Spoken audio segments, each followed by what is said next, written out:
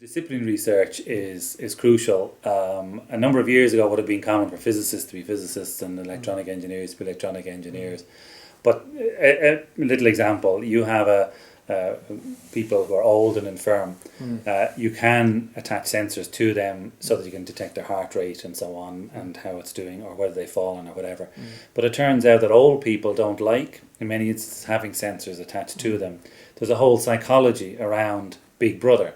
So what you have to do is you have to have social care workers working with the guys who can do the sensors, and then the people who do the sensors might be physicists, and then the people who connect to the sensors might be the electronic engineers. You have the social care workers who worry about how people think about these sensors. Then you have psychologists on the other hand as well. So even in that simple thing, you have 4 or 5 different disciplines in order to simply monitor people for their own health.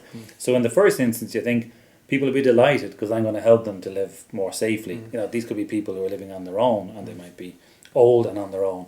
In reality, they don't want the invasion of their privacy. So that's one example of interdisciplinary research. I would go as far to say there is no research that can have impact outside of the lab which isn't interdisciplinary now. Sooner or later, your research becomes interdisciplinary. There is no other way to grow it. So but that's very exciting, and it's very challenging as well, because it means we need physicists to understand a bit about biology, and we need biologists to understand a bit about physics. That's an interesting challenge.